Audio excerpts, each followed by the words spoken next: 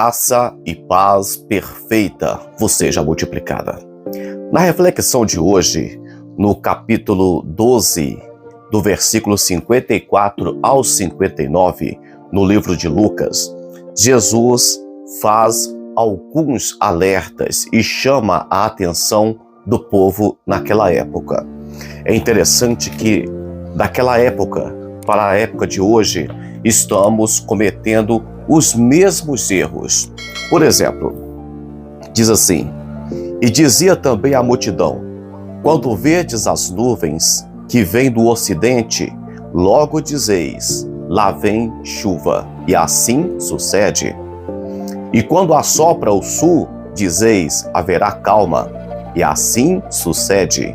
Hipócritas, sabeis discernir a face da terra e do céu. Como não sabeis então discernir este tempo?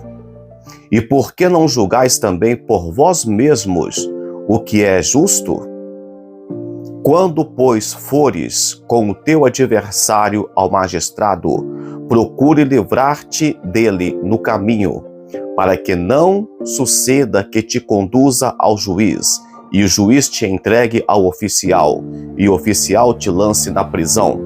Digo-te que não sairás dali enquanto não pagares o último centavo. Jesus aqui está dizendo que essa multidão, que esse povo, eles tinham conhecimento do céu, eles tinham conhecimento da terra ou dos sinais que o céu transmitiam para eles. Eles entendiam, por exemplo, quando estava para chover, quando viria calor, tudo isso eles entendiam. Só que eles não entendiam as coisas espirituais. Entendia as coisas do céu físico, mas não entendia do mundo celestial, do eterno e perfeito estado. Eles não entendiam realmente que o reino de Deus havia chegado para eles.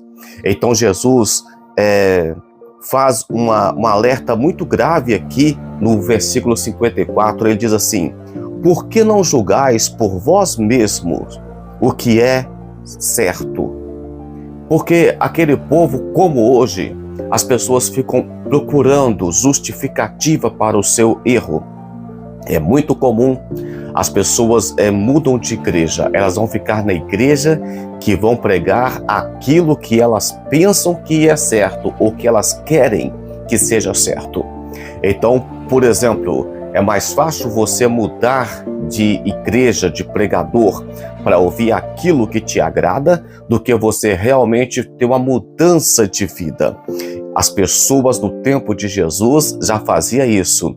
E Jesus diz para elas: já que vocês são tão inteligentes, já que vocês entendem no nosso caso hoje, entende de medicina, entende de história, entende de astrologia, de astronomia, por que então que vocês mesmo não procuram saber o que é certo, o que é errado?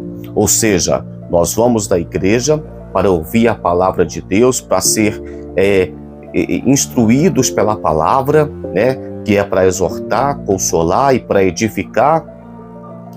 Mas aquele povo ali, eles estavam atrás de Jesus para fazer perguntas capciosas, curiosos, querendo pegar Jesus em alguma cilada. As pessoas muitas das vezes pensam que são inteligentes apenas porque colocam outras em situações complicadas. Jesus chama esse tipo de inteligência de hipócrita.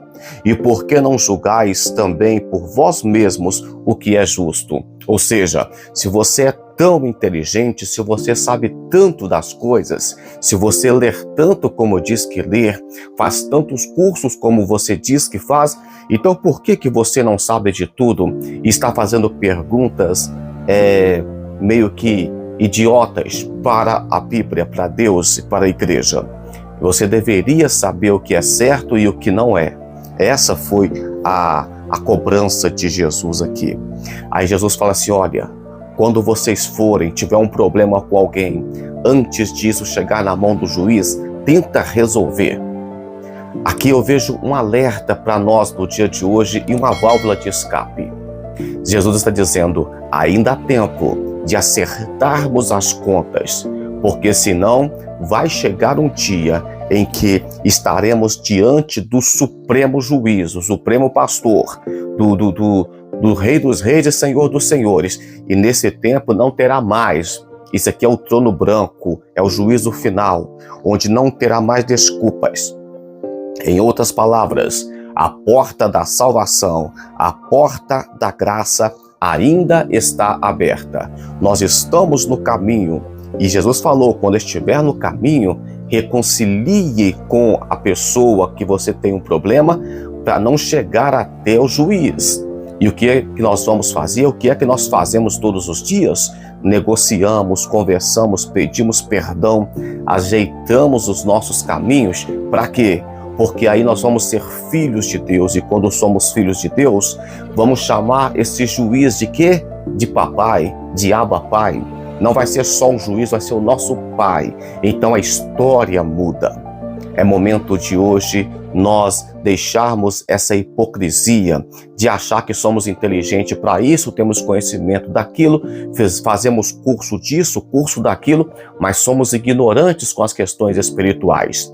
E Deus não vai deixar passar impune.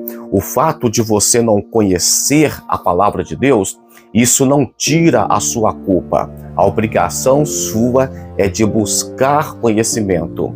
Por exemplo, deixa eu ler um pouquinho anterior para vocês aqui a essa parábola, porque o raciocínio segue. Então, aqui no livro de Lucas, capítulo 12, versículo 47, diz assim: "E o servo que soube a vontade do seu senhor e não se aprontou e nem fez conforme a sua vontade, será castigado com muitos açoites." Então, se você sabe a vontade de Deus e não se aprontou, você receberá muitos açoites. É o caso dos pregadores da palavra, dos pastores, dos cristãos. Mas aí, olha para você ver que interessante aqui o versículo 48. "Mas o que não soube e fez coisas dignas de açoite, com poucos açoites será castigado. E a qualquer que muito for dado, muito será, muito lhe pedirá." Então o fato de alguém não saber a vontade de Deus, do Senhor, não ficará impune, será castigado também. Quem sabia e não fez, será castigado mais, mas quem não sabia também será castigado.